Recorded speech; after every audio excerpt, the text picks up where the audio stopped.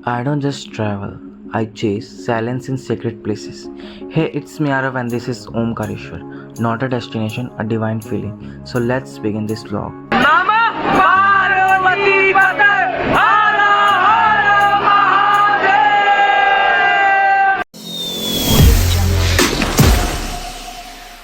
तो अभी रात के लगभग 8 बज रहे हैं और अब हम पहुंच चुके हैं उज्जैन नगरी। सो गाइज ये रहा हमारा रूम 103 और ये रूम काफ़ी बड़ा था, आप देख सकते हो। ये 4 बेड का रूम है और एसी वाला रूम है। रूम बहुत ही अच्छा था, वेल कंडीशन था। मैं इसके प्राइजेस और एड्रेस आपको डिस्क्रिप्शन बॉक्स में मेंशन कर दूंगा, आप जब भी जाइए तो यहाँ ज़रूर जाना। तो गाइस अभी हमें बहुत ही तेज़ भूख लग चुकी है, तो अब हम जाएंगे रेस्टोरेंट में खाना खाने। तो फटाफट से मेन्यू देख के हमने ऑर्डर दे दिया। तो गाइस ये रहा हमारा डिनर। पूरे 2 दिनों बाद कुछ अच्छा खाने को मिला हमें। तो फटाफट से डिनर को फिनिश करके हम चले गए ट्रैवल एजेंसी, जहाँ से हमें टिकट लेनी है ओमकारेश्वर के लिए। डोंट वरी, ट्रैवल एजेंसी के प्राइजेस और इसका एड्रेस मैं आपको डिस्क्रिप्शन में मेंशन कर दूंगा। टिकट वगैरह परचेज करते करते रात के 1 बज चुके थे, तो हम यहाँ से सीधे गए होटल।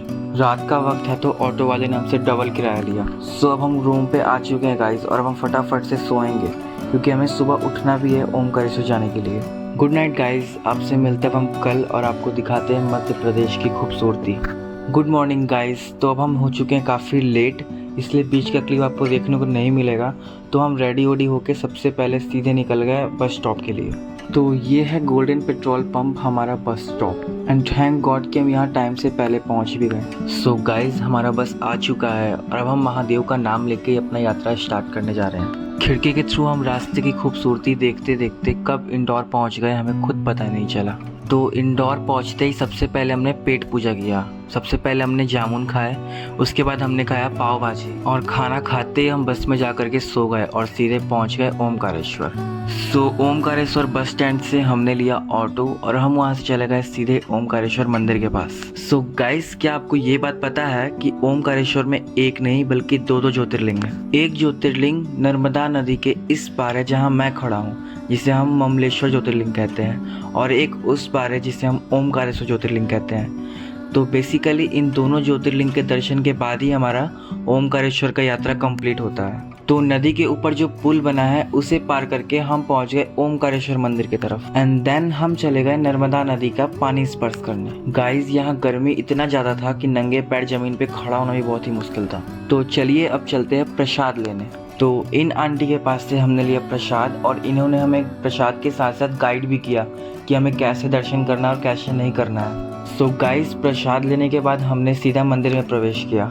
तो क्या आपको ये बात पता है कि ओमकारेश्वर मंदिर पूरे 5 मंजिल का है और हमें फर्स्ट फ्लोर से ही भीड़ देखने को मिल गई थी।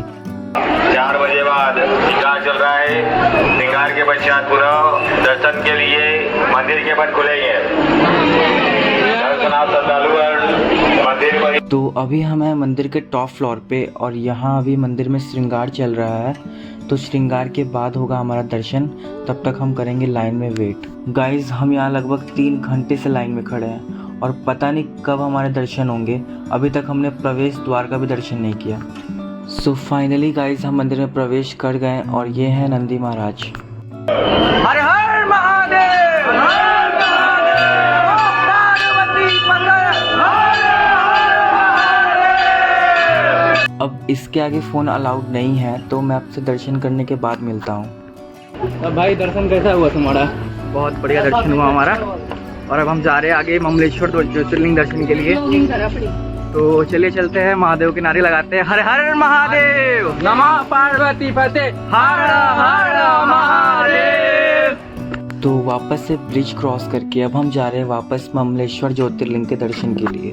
तो ममलेश्वर ज्योतिर्लिंग में भी हमने दर्शन कंप्लीट कर लिया और यहाँ तो बिल्कुल ही भीड़ नहीं था। मुश्किल से 10 मिनट में हमारा दर्शन हो गया और दर्शन बहुत ही अच्छे से हुआ यहाँ पे। तो ये है ममलेश्वर मंदिर का एक्सटीरियर व्यू, और जो मंदिर का बनावट है ना गाइज, वो बहुत ही सुंदर है, बहुत ही प्यारा बनावट है मंदिर का। सो गाइज अब टाइम हो चुका है ओमकारेश्वर को बाय कहने का, और अब हम जा रहे हैं वापस उज्जैन। हम दिन भर की भाग दौड़ में इतना ज़्यादा थक चुके थे कि बस पे चढ़ते ही हम सो गए।